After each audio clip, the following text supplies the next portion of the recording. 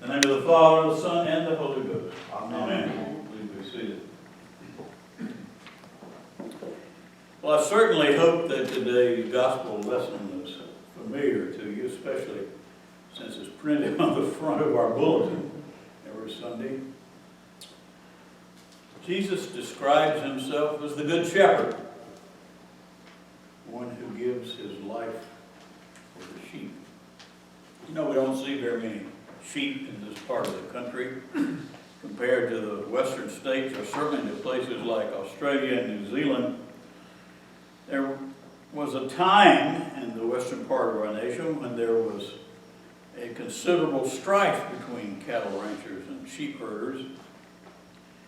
If you know anything about sheep at all, you can understand the cattleman's reluctance to let sheep use their grazing ranges. You see, sheep in reality are both dumb and dirty. Philip Keller, a sheep rancher by trade, wrote a book a few years ago called A Shepherd Looks at the 23rd Psalm. And he describes sheep as requiring more attention than any other livestock. They simply can't take care of themselves. For example, unless the sheep herder keeps them on the move, they will ruin a good pasture by eating every blade of grass in sight and reducing a once fertile piece of land to nothing but barren soil. They're nearsighted, they're stubborn,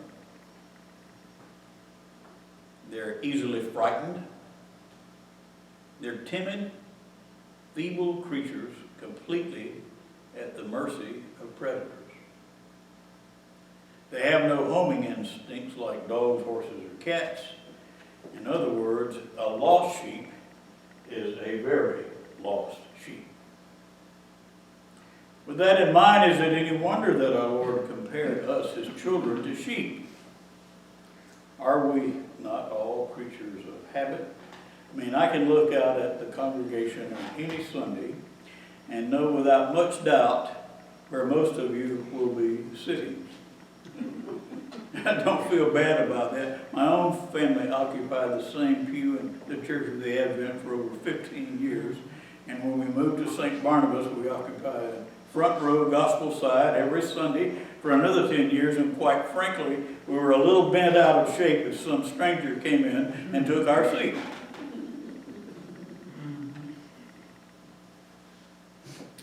Most of us are rather nearsighted more than figuratively, to be sure, but that old saying about not being able to see beyond your nose came from someplace.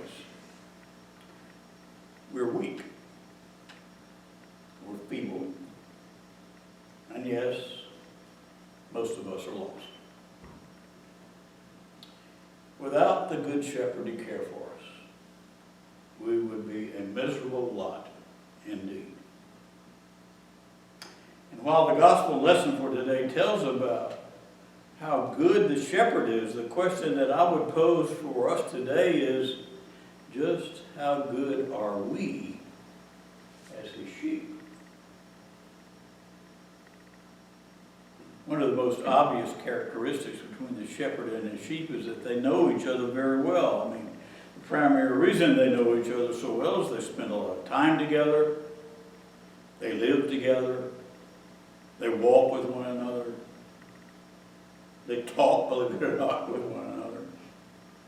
So I invite you to ask this question of yourself today. Do I walk arm in arm with my shepherd, my Lord, every day of my life? Do I talk with my shepherd, my Lord, every day, several times? Do I live my life with my shepherd, my Lord, to the point that we know each other very, very well? You see, we have to do those kinds of things if we want to be a part of the fold. If we go back to the beginning of the 10th chapter of John, Jesus gives us some very sound advice about how we enter the kingdom of heaven.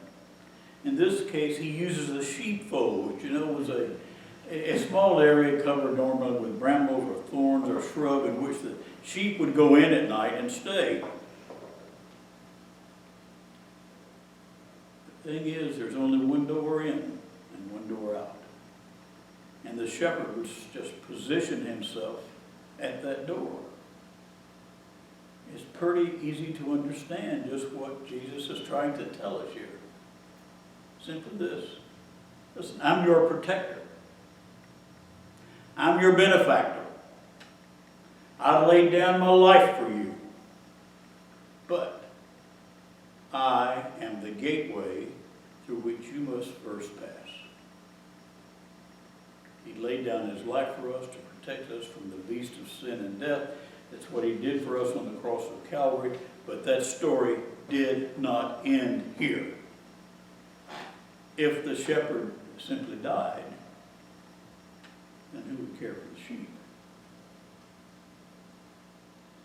The gospel told us very clearly this morning, if the shepherd were but a hireling, in other words, someone brought in off the street just to care for the sheep temporarily, when the wolf comes, what happens? The hireling absconds, he's gone, and the sheep are left to the mercy of the wolves.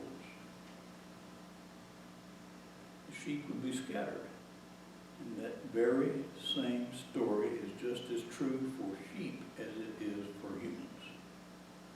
The glorious resurrection that we celebrated 2 weeks ago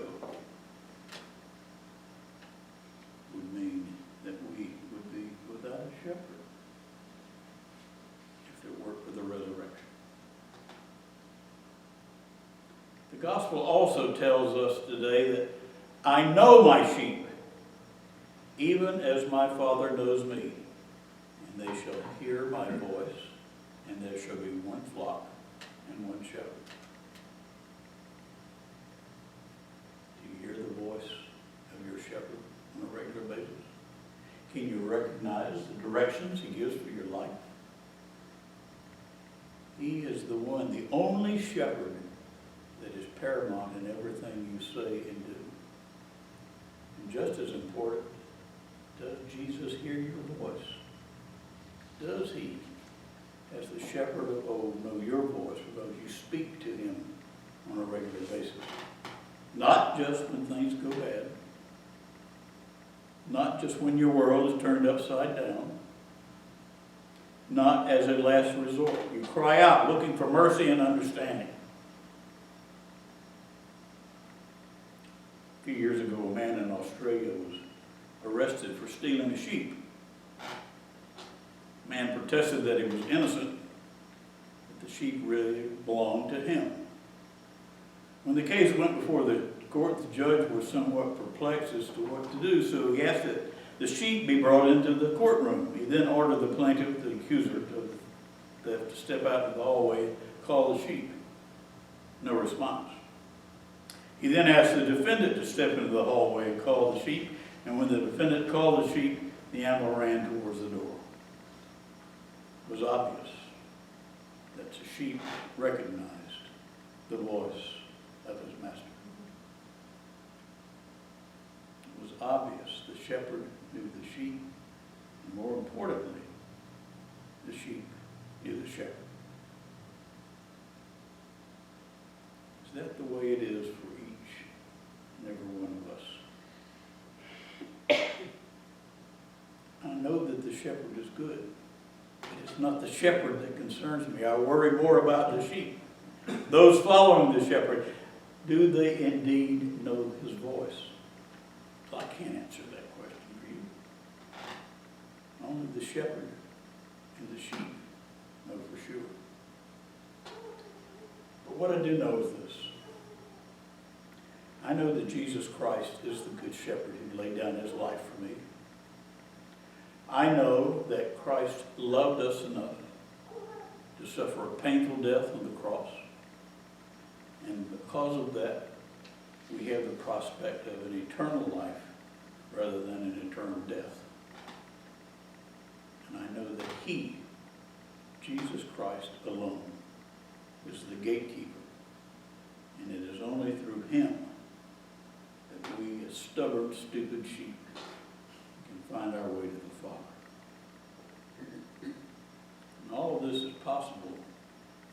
smart enough sheep to follow the good shepherd. There's an old hymn that we sing every now and then, Savior, like a shepherd lead us. With thy love, our bosoms filled. Blessed Jesus, thou hast loved us. Love us still. Amen. Remember the